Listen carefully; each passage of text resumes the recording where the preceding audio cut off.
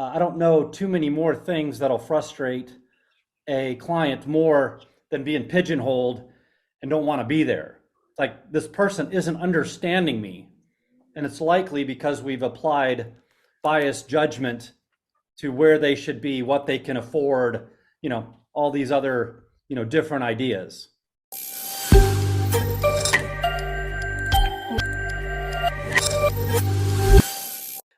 So just to recap, and then we'll get into the characteristics and attributes of wisdom.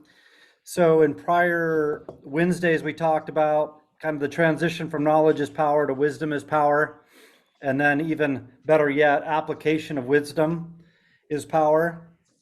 We talked about what wisdom is, and knowledge is a component of wisdom, but more succinctly, having experience with knowledge and good judgment is kind of a basic description of wisdom. So you'd want to incorporate all three of those. Then we talked about the importance of applying wisdom not only into your life, but also your client's life as well, right? Because ultimately that's kind of what we're here to discuss is how to provide value in our clients' lives. And I think, the amount of wisdom that we can share with them and help provide them through their process is going to be ultimately one of the single best things of value that we can contribute. That's going to be very profound. As we're trying to accomplish repeat and referral business, right? If we are working with a client, we would like to think that they would use us for any transaction that we could possibly help them with in the future, right? Unless they move out of state and we're not licensed there or whatever. But for the most part, we'd like to be their real estate agent, for life, and be the first person that they think of with friends and family or acquaintances when they come up with real estate needs, right? So, how do you do that? And in my experience, my opinion, people only use reuse either or do repeat business or refer people that have far exceeded their expectation, right?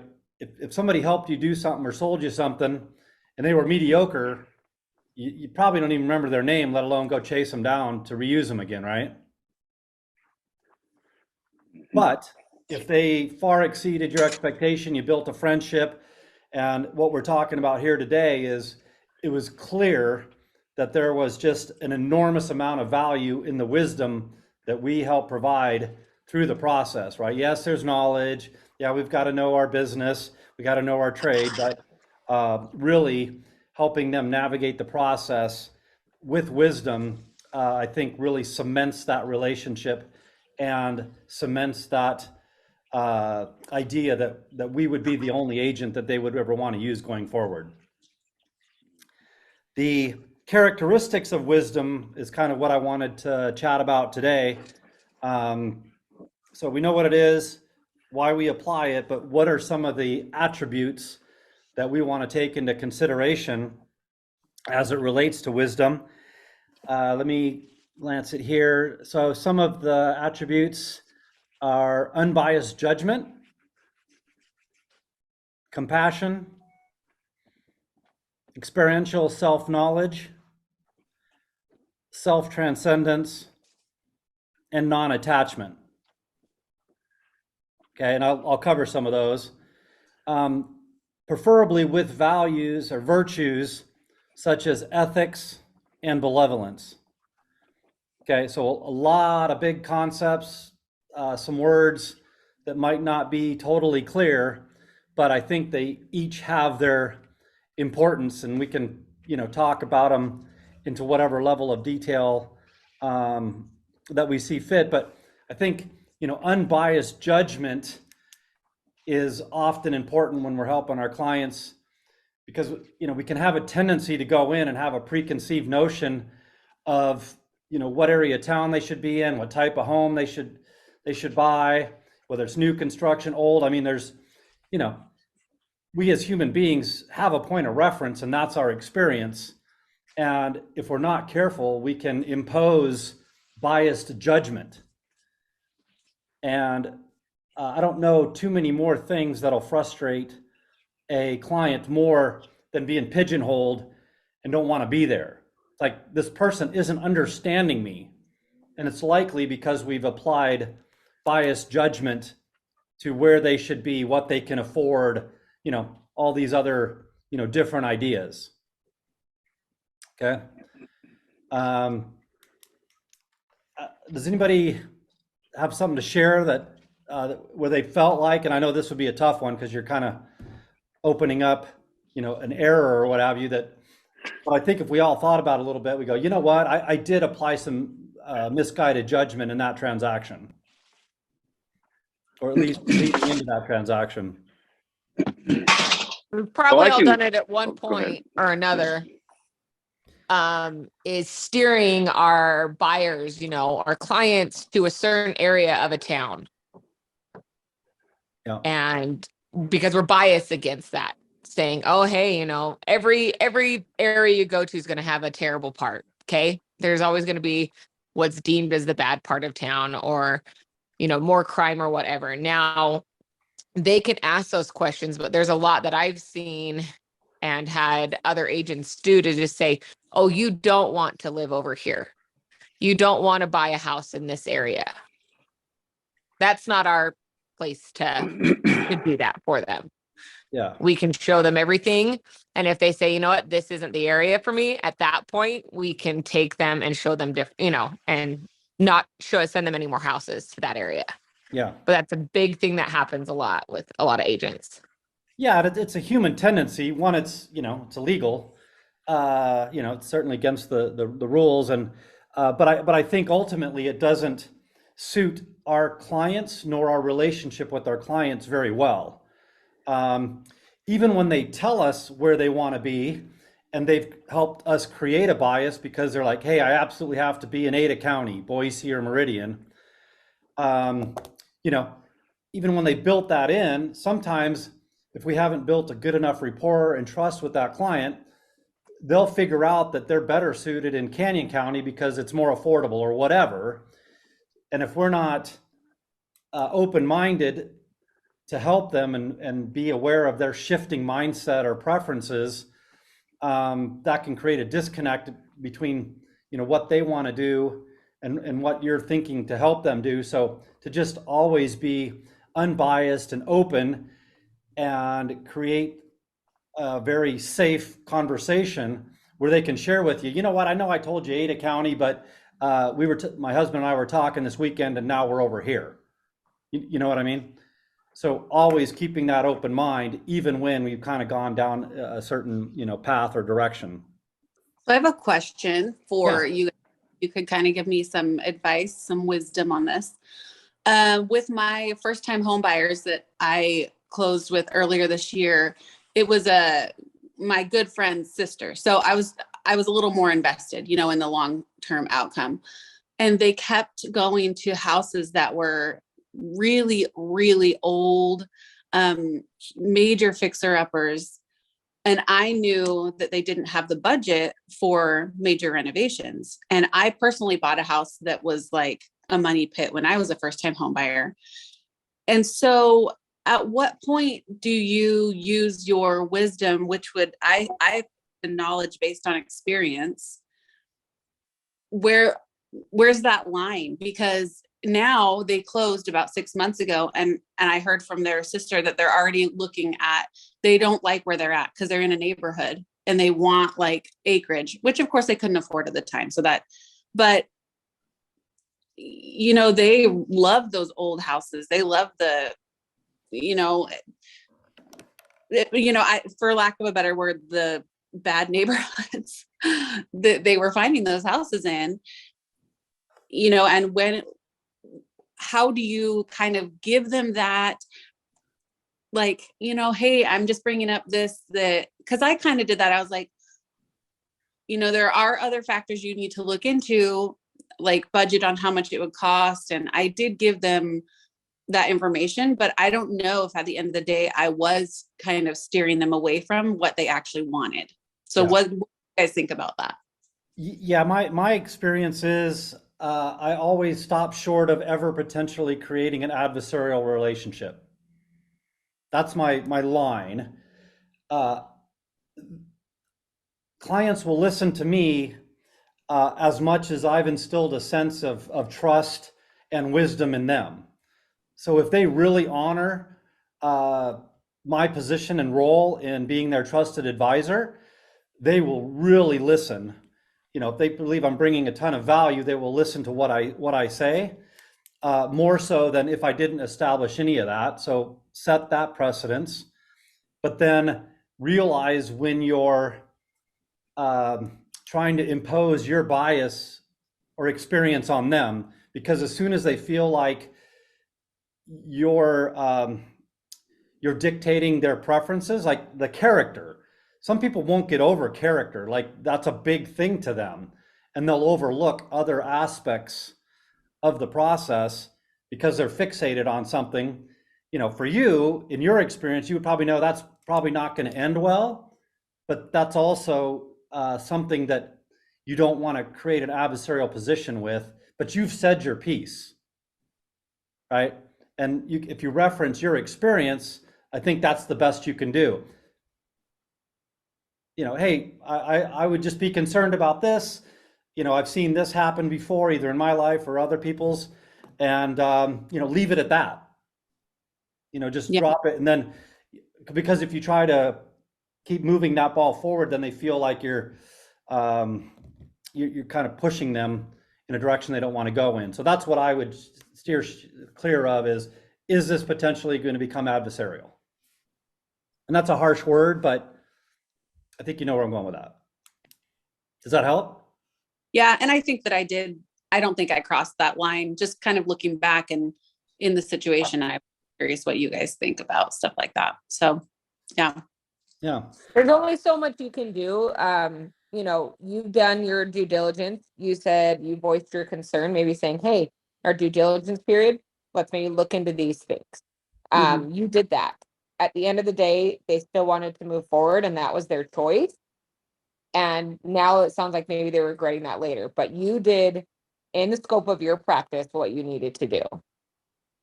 Yeah. Here's maybe a helpful analogy, and this might be TMI and too much sharing, but Whoa. my kids are all now adulting.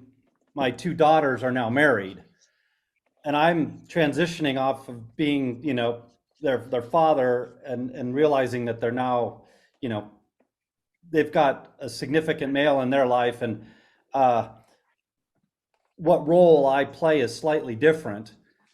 You know, I still want to be a dad and I still want to give advice, but I don't want to cause any negative impact in our relationship because I'm overstepping my bounds. So I'll say something and just kind of, you know, hey, it's just because I care about you, and then move on, versus, you know, I'm not a parent anymore. Like, you can't do that. So that, you know, relationship dynamic changes. So I don't know if that's helpful, but, you know, just realizing that they've got a totally different set of perspectives and desires and needs than maybe we do, and maintaining that unbiased, but yet, you know, professional side of the relationship is helpful. Well, here's an example of the wisdom part. When I was first getting going my first year, I had the opportunity to help some folks, and I was in over my head per se with where I was at. And I brought in a guy I had been friends with, and he'd been in real estate, and he was very experienced, very knowledgeable, very successful. And I said, hey, man, let's team up, help these people out, because they're really great friends of some former clients of mine when I was in the outfitting guide business. And anyway, he went ahead and took them. I sat down in a dinner meeting with him, kind of saw how he presented everything, and then he took them, toured some houses. I wasn't able to make some of those trips. And with two different groups that came back, they said, hey, the guy knows this stuff, no doubt, but he's kind of telling us how it is and how it should be, and trying to make our minds up for us. And I really had to realize very quickly that knowledge is power, but He lacked the wisdom. He lacked, the patience and the timing. He lacked the fact that it's not our job to make decisions for people. It's our job to provide information so they can make decisions. And we can say, I always try, from his experience I had and the feedback I'd gotten, I always have tried to say, here's the pros and cons of what we're seeing. You tell me what you're seeing here, and I'll give you the information. What's the pros and cons here? And then of course, they'll ask, what do you think? And you can share your thoughts. But in the end, I always leave it, hey, but it doesn't matter. I think this is up to you guys. And whatever I can do to help with that. But I want you guys to feel good and sleep at night. And I've left it at that. People seem to appreciate that versus when you're trying to give them too much information and give them too much advice. I don't know. Yeah. I'm not saying that's right either, but it worked a lot better than the guy who was super knowledgeable. Yeah, that's well said, DR, and a really good point. One of the clients, the buyer clients that I like the most are first-time home buyers. And I think it's in large part because they appreciate wisdom, they appreciate, knowledge, and they're appreciative of what you do for them. I'll say this kind of as nicely as I can, but buyers that have bought multiple times, I think if we look back, there's less appreciation for that, right? They kind of been there, done that. They think they maybe even know more, especially if they've had a crappy experience with an agent, and they're not as receptive to that. So we can try to provide, some of that knowledge, certainly if they're asked for, if we get asked for that knowledge, but the wisdom side of things, they may or may not be receptive to. So to DR's point, try to impart that wisdom as best you can, but be sensitive to the fact of what they're receptive to and what they're not. Some stuff, if they're not, we have to determine, hey, let's put this in writing, and let's send them an email, say, hey, just, as you may recall, as per our conversation, such and such, because we want them to know that there's something now in writing that we are very concerned about. So to your point, Lisa, I appreciate you bringing that up in our last conversation, like, hey, I think there was a foundation issue or something like that. It sounds like those buyers weren't really listening to the potential downfalls of what could come out of that, of which a verbal conversation is easily forgot later on. So, yeah. Anyway, those are my thoughts. So we have a number of different, characteristics and attributes for wisdom, of which we covered the one. We'll talk about compassion, experiential self-knowledge, and all the others in the following weeks. But I think that gets us heading in the right direction. So with real quick to add to that, Jared, I know it's late and past time, but listening to all of that, and I'm guilty of this, when they don't listen to you, it's hard not to take it personally. So taking like the emotion out of it and realizing you can only do your best to help them, but every single client is going to have their own emotions and their own feelings too. And you're not going to get through to all of them, but you can present the facts and just do your best to help them as much as you can, but just try not to take anything personally. Yeah. Good point. Yeah, that's an awesome point, because that also, there is a tendency, especially for empathic, people with a lot of empathy, to shoulder responsibility for that. Lisa, kind of what I heard is, oh man, what could these, what could these buyers be subjected to later on? Financial burden, frustration, like, you can't shoulder all that. That's just, you've got your own life going on, and we're helping people with very significant pieces of their lives, right? Some of the biggest transactions they'll ever experience in their life. And to Michael's point, yes, we've got to help them keep it professional, put all the cards on the table, provide as much information as we can, and then, be respectful of whatever decision they make. Yeah, because they're going to remember, if something comes up, they're going to remember, oh yeah, she did say that's something we should look out for. So yep. I guess, yeah. It's like your kids, they're going to make a mistake, right? Even if you tell them something, don't touch the hot oven, sometimes it does the hot oven. Yeah. Anyway, DR, did you have something else you wanted to say? No, sir. You all set? Okay, I just saw your green light come on. But all right, guys. Well, with that, we're past time. I appreciate you, and hope you have a blessed one. Thanks. Bye. You too.